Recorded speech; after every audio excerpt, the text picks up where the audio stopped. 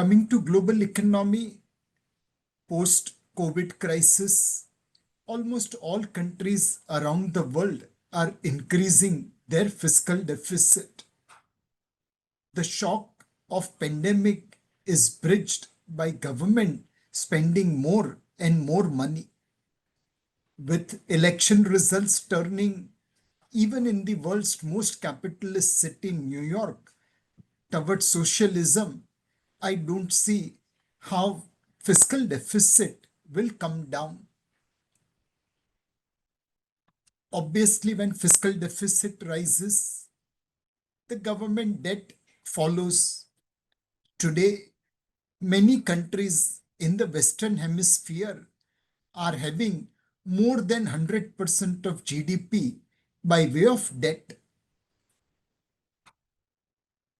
Surprisingly, despite rising debt in Western world, in the Eastern Hemisphere, we have seen inflation moderating.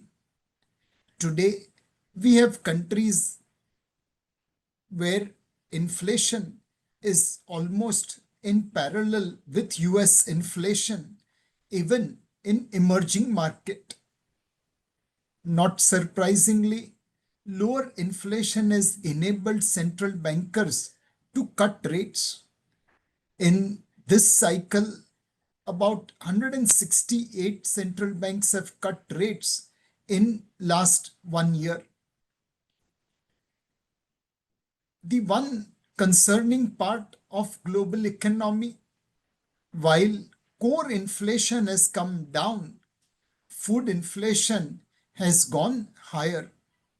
There are many countries where food inflation is in excess of 30% per annum. How long this dichotomy of higher food inflation but lower core inflation continues, we have to see. I was reading an interesting tweet where Barron talked about 5 fears haunting the market. 1, US deficit will spark a bond market blow up.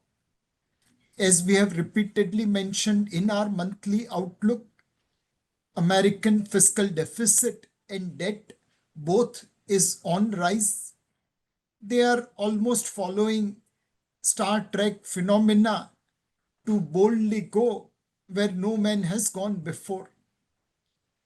Can markets sustain that large financing? Will rates spike? That's number 1 fear. The second fear is AI is the mother of all stock market bubbles. We'll see in coming slides as to how this risk is playing out. Third, we have seen when number 1 and number 2 collide, there is always a risk. Today, world believes China is racing ahead in technology, and that could have ramification for number 1 nation on earth, the United States of America. People are also worried, will the growth engine of the world, US, get mired in stagflation? One side, tariff can spike inflation. On other side, uncertainty in policy making could impact US growth.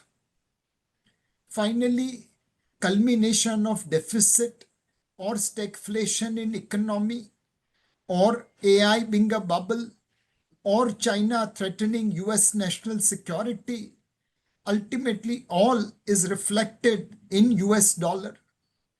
It has already corrected 12% in this year. Could there be more? These are the 5 peculiar risks haunting global markets today. This global market is also creating some amount of peculiarity. For example, we talked about how China is leader in many advanced materials and manufacturing. Fortunately for us, India is not very behind in few things. Wish we can take leadership like China in advanced materials and manufacturing. While Eastern world led by China, distantly followed by India, Korea, Japan, is making progress, we have seen a very peculiar situation in a Western world. In a country like France, now retirees make more money by way of pension than what working age adults are making. Today, a retired father in France makes more money in pension than what a working son or daughter makes. How long this position will last? And unfortunately for Western world, the pension liability is going to increase. It's not just France. Other countries like Italy, Norway, Canada, US, Germany are not far behind. From this outlook, we have started focusing on the major economy, China. It's a wonder economy. The kind of progress China has made is truly amazing. However, there are some peculiarities in Chinese growth. One, it has continued to invest compared to previous fast growing nations like Japan, like Korea, like Thailand. Can this high level of growth create problem for Chinese economy?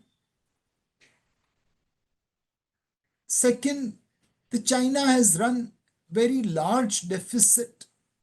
Their debt to GDP ratio runs very high. If we take into account government, state government, and public sector enterprises budget together, can this large deficit cause a shadow on Chinese growth? Third, in the recent time, Chinese household income as well as consumption growth has slowed down sharply. This might be driven by real estate price collapse in China. Be the case as it may be, Chinese households, instead of benefiting from rising growth of China, has seen deceleration in their spending. Government is stepping up by increasing social spending on employment, insurance, health, education, etc. And today, Chinese government spending on social program is almost touching 8% of GDP, one of the highest. As I mentioned, China has continued to invest significantly. That has resulted into higher capacity for higher excess capacity for China. They are manufacturing nearly 28% of global output, but consuming only 13%, which means for rest of the 15%, they have to find markets.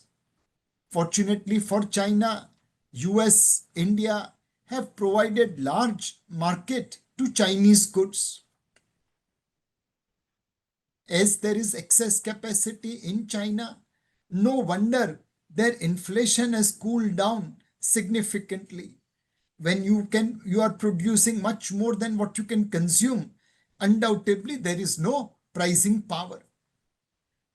China producer price inflation has remained in negative for last 3 years. Even retail sales are growing in low single digit.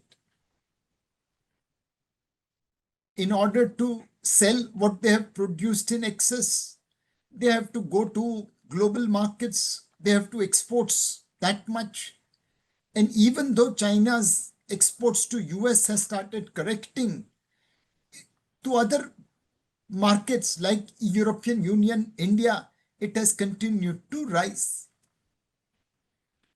China is a wonder story of growth. For decades, it grew in double digit, but now as the size has become big and some of the past decisions are coming to hound China, their growth rate is likely to fall towards mid-single digit. Do remember, on a base of $18-20 trillion, 5% growth is not a small number. They will still add 20% of India every year. The real question of interest from our point of view, we have seen many rallies in China equity frittering out at a very short period of time. We saw that in 2008 global crisis. We saw part of that in 2010, repeated in 14-15, then 18, then 20. Now we are witnessing the sixth mega rally in Chinese equity, where they are up 60% in last 1 year. Will it fizzle out like past, or will it continue to rise? Time will tell. Coming to US economy, the June quarter GDP growth at 3.3% was above expectation. That was primarily driven by significant contraction in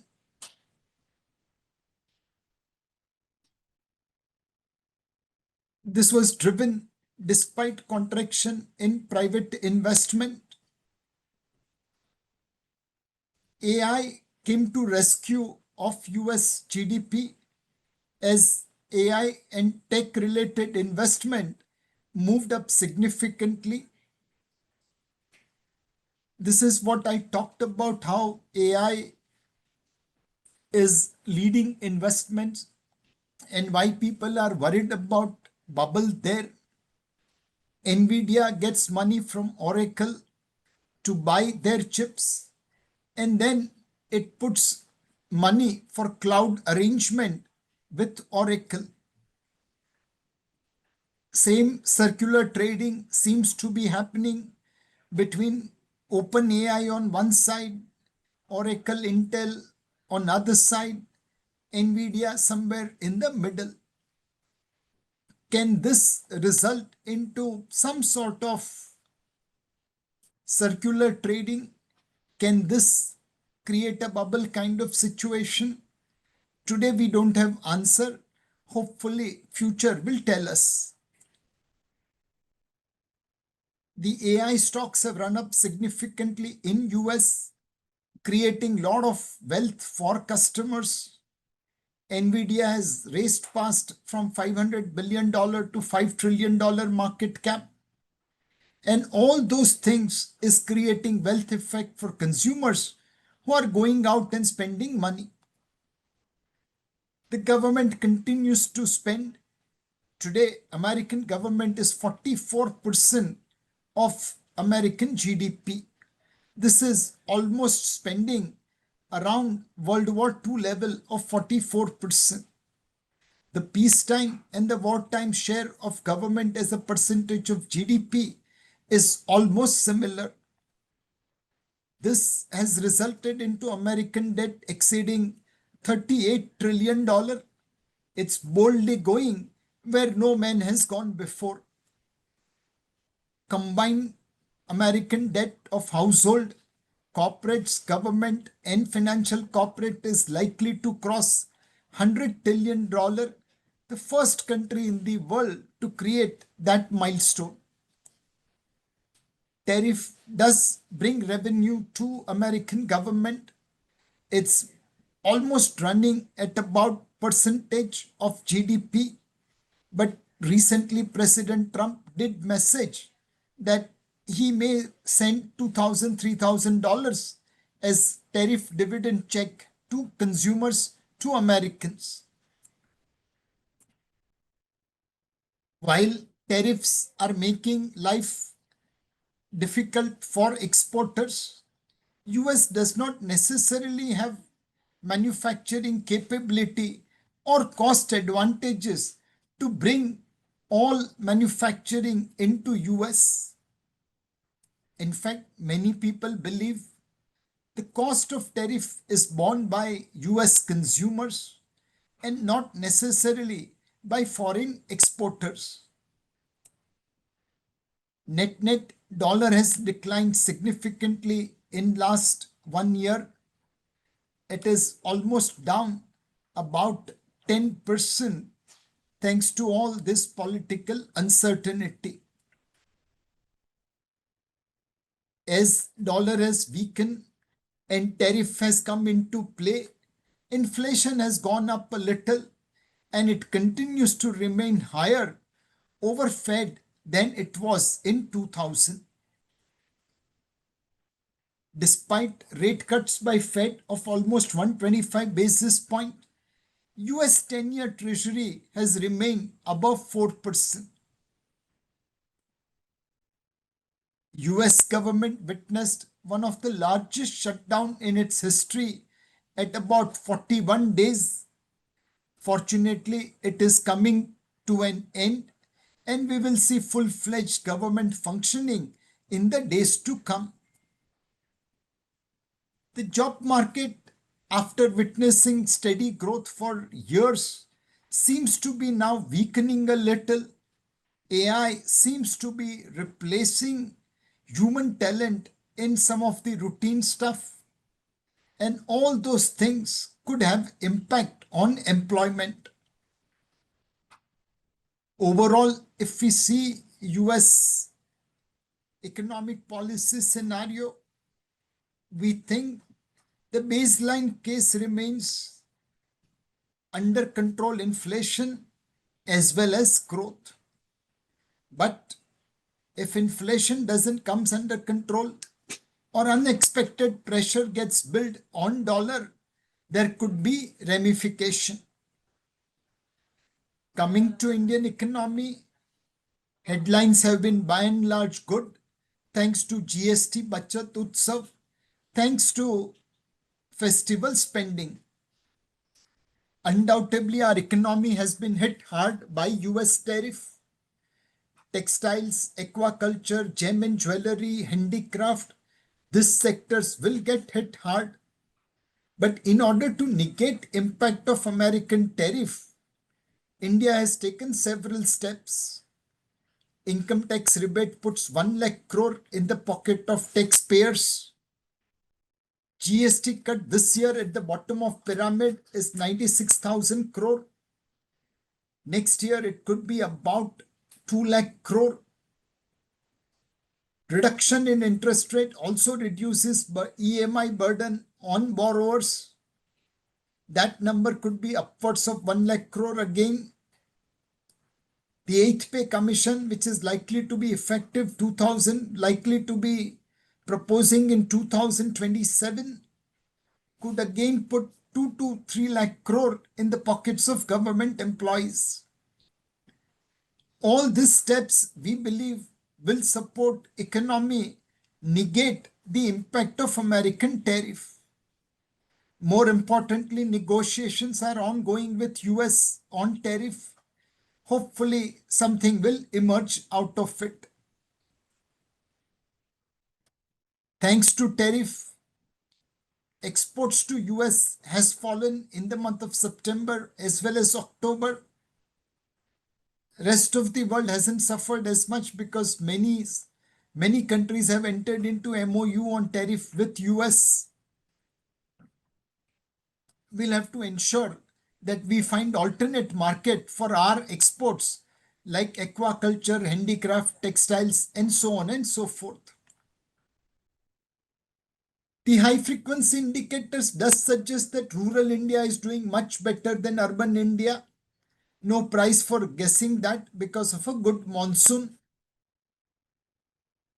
Consumer durable production picked up in anticipation of higher demand in October quarter, and jolly well those wishes has been met with a bumper sales in consumer durables during Diwali time.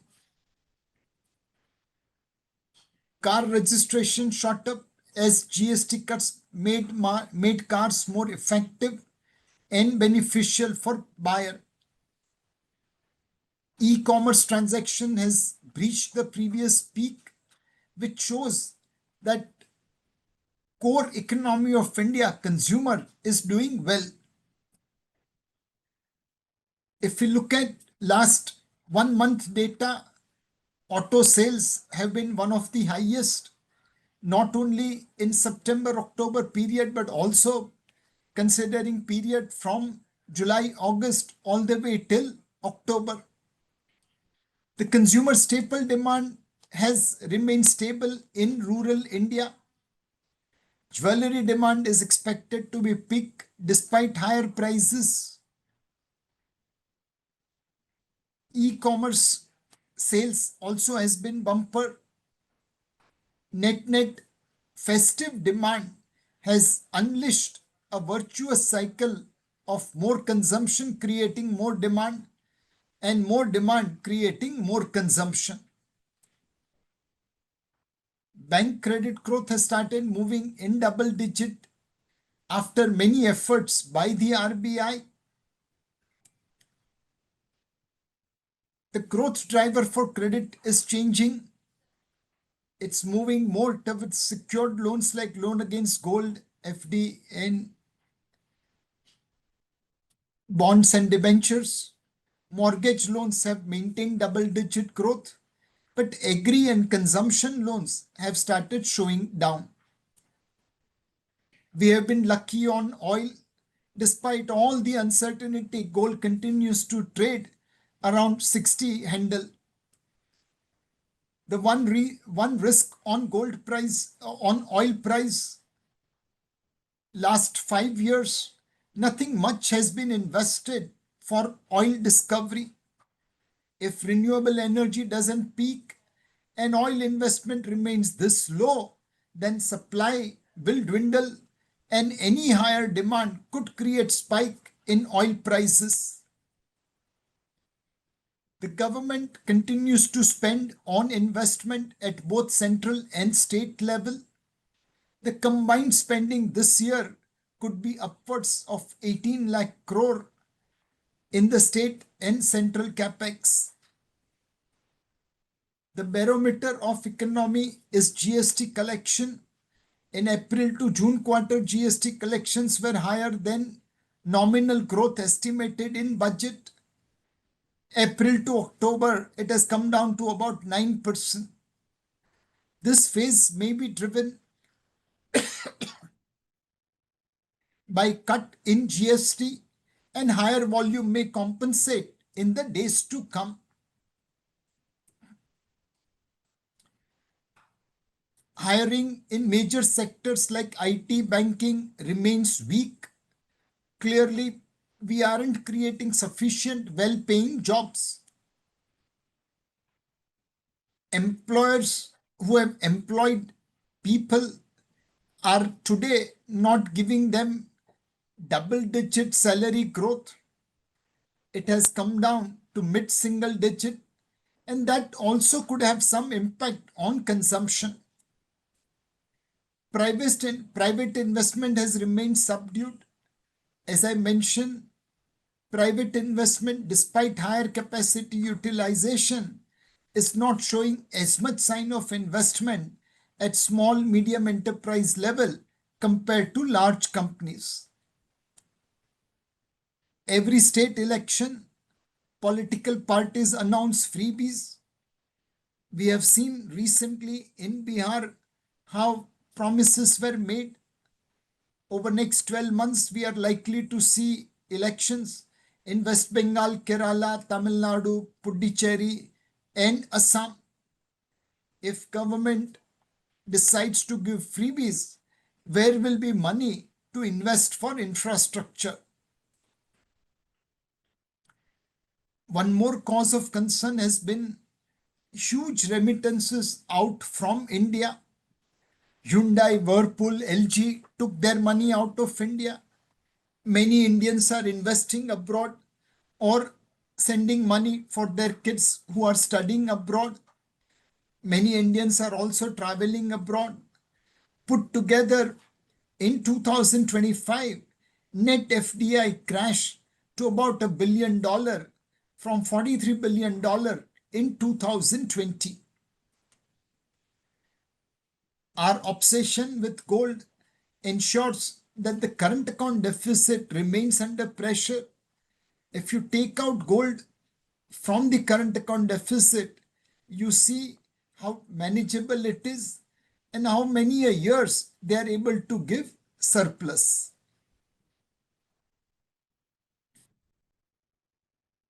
Notwithstanding all the ups and downs of Indian economy, we are moving from coach to the engine of global growth train.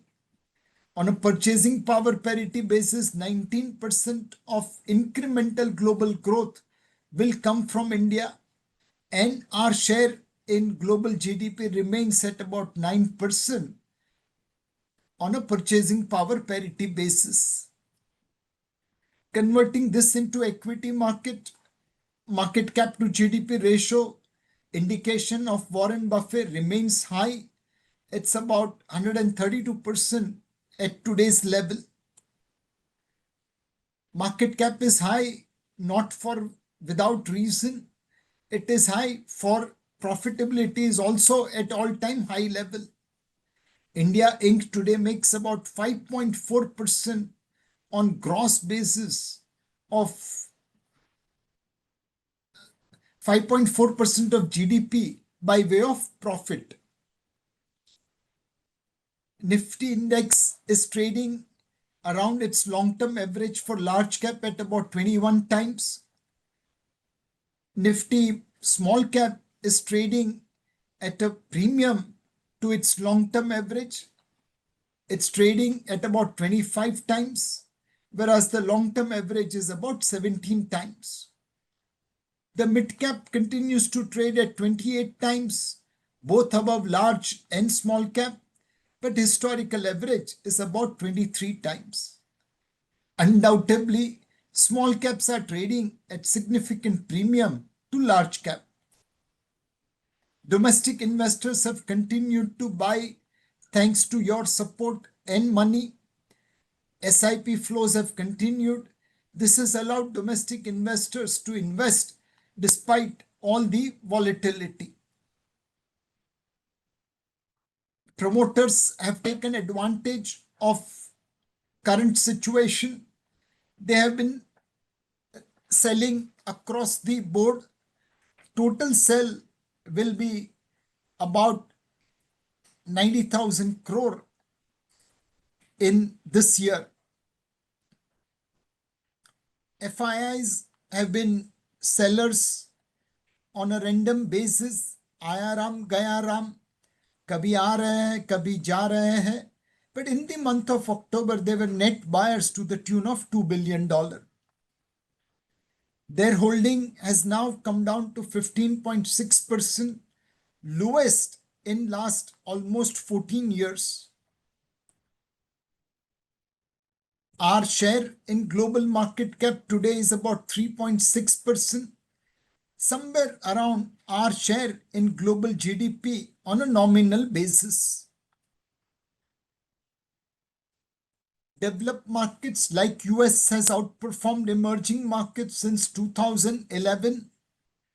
We believe at some point of time, this divergence should come to an end. An emerging market led by China and India should outperform US market. The earnings scorecard this season for June 25 has been mixed. Some companies have delivered good result, some has delivered poor result, but collectively the profit growth of last 6 quarters has come down to single digit from double digit earlier.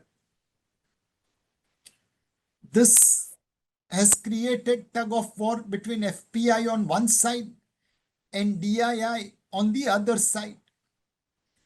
FPIs are worried because Indian markets have delivered lower return compared to peers and at some point of time even negative return. The last 5 quarters EPS growth was in single digit, which made valuation look on the higher side. The IPO supply is relentless. On the other hand, DIIs are feeling that long-term growth story remains good and we need to be a buyer at every dip. Which way this tug of war will settle, time will tell. Factors which can impact market in the short term: Trump policies, FPI flows, Indo-Pak reaction, the large IPOs OFS pipeline, geopolitical risks, and how the results come in the quarter of December month. Our outlook continues to remain neutral weight equity with bias towards large cap. In last 5 years, 300 plus stocks have delivered more than 100% return. 200 stocks are trading at more than 50 PE. Last 20-year returns is about 12.5% in Nifty, in BSE 500. The returns of large, mid and small is almost similar. Unfortunately, if you divide this in two parts, 15 years where markets didn't do much and 5 years post-COVID when markets went through the roof, then nothing can be more starker. In last 5 years, BSE 500 delivered 16% return. But before that, for 15 years, it delivered just about 11% return. Which is why we have been requesting people to moderate their return expectation. Coming to equity market, our funds continue to do well in terms of generating alpha over benchmark indices. Across many of the funds, we have delivered better performance than benchmark indices on many periods. This is also similar data on a point-to-point return basis. And this is the calculation on SIP basis. Across most of our funds, we have added value to you by outperforming benchmark indices consistently. Two funds from our stable which are worth evaluating: business cycle fund. Fund manager Harish continues to move from one sector to another depending upon where he sees opportunity. When you trade indirect stocks from one sector to another, you have to pay tax. In mutual fund, you don't have to pay tax till such time you redeem it. This deferment of tax, along with how Harish is managing with concentrated sector investment philosophy, we should see better opportunities in business cycle. Pioneer Fund, Kotak Pioneer Fund gives you exposure to global stocks. Our fund has delivered alpha over last many years. This fund invests into pioneering companies which are at the forefront of technology in India as well as offshore. I think along with business cycle, Pioneer is also one fund to watch out for. We are also launching Rural Opportunities Fund. NFO is closing on 20th November. We believe this is good opportunity as we remain constructively bullish on market. The government has put a lot of money in rural economy because large vote bank stays in rural India. And finally, in rural India now, dependence on agriculture has come down significantly over the years. More money, better growth opportunity makes Kotak Rural Opportunities Fund an ideal thematic fund to invest in current scenario. We look forward to your participation in Kotak Rural Opportunities. Coming to passive investments, We continue to remain one of the lowest expense passive fund manager in the country. And as we have kept this low expense ratio for almost last year, that is reflecting into our tracking error as well. Lower expenses resulting into lower tracking error. If you are looking to invest in passive, we believe these are the funds which you should be keeping in mind. Sectorally, we remain bullish on consumption and banking. In commodity, we prefer silver over gold for short-term momentum.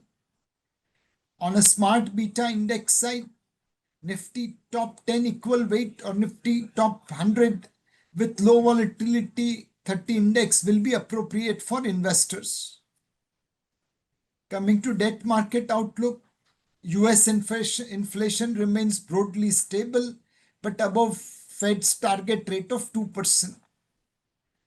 Fed future is now pricing in 3 rate cuts by December 26. Obviously, Fed chairman is under tremendous pressure by President Trump. Our CPI inflation remains quite stable. RBI is in pro-growth mode, taking several steps to provide growth opportunity and credit to the entrepreneurs. Despite RBI's policy rate cut, there are some pockets of market at longer end where we haven't seen interest transmission. Rates have remained sticky. RBI continues to manage liquidity, and which is where we have seen interest rates remaining stable. We believe RBI will continue to remain vigilant about rate situation and will take appropriate measures including open market operations or buyback of government securities along with selling, which is called Operation Twist, in the days to come.